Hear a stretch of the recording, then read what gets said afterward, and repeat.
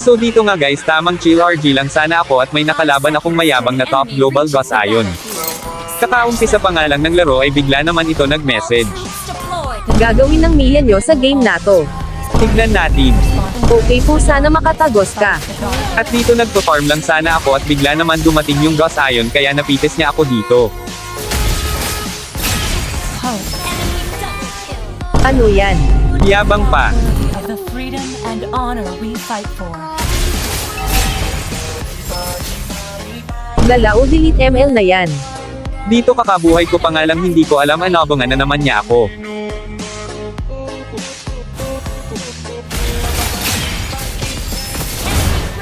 Naku, sayang legend yan, trial yata yan eh. At dito ay lumipat muna ako ng lane para man lang mag-level at maka-item ako pero sinusundan pa rin ako ng Gus Ion. Sus, may lalakas ka ba? At dito sa sobrang bilis ng kamay niya di ko napansin pag skill niya.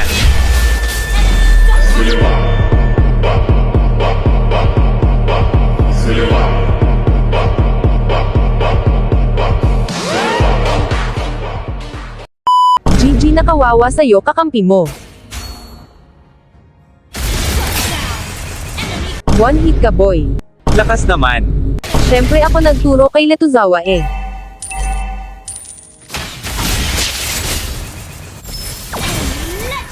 Dito ay grabe talaga pang titrip sa akin di ako pinalabas sa base.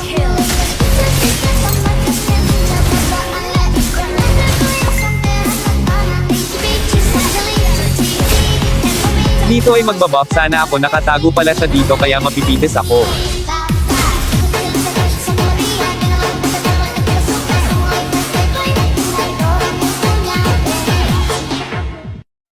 At dito ay naramdaman ko nag-lolard siya kaya agad ko itong pinuntahan at sakto naman low HP siya kaya napitis ko siya. Shambo lang.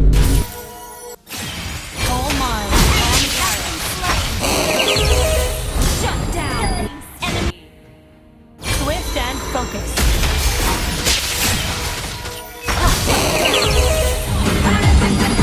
At dito ay kakabuhay pa lang niya kaya papauwiin na naman natin siya. Dito nga ay nakakapag-item na ako kaya makakapag-menyak ako.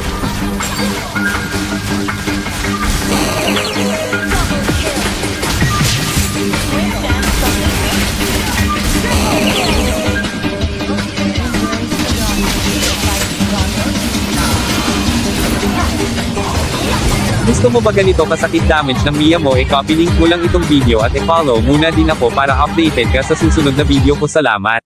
Malakas pala ah. Take Global our pa share inangasan of mo. All mine. We shall win.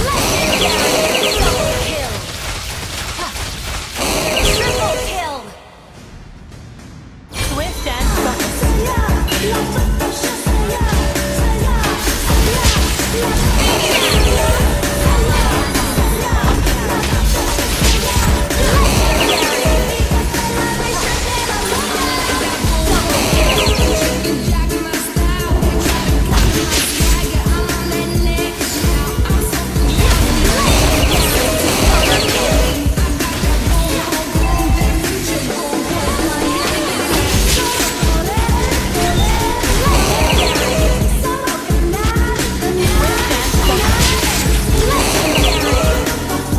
At dito ay ipapakita natin sa kanya kung sino ang naghahari ng spawn trap.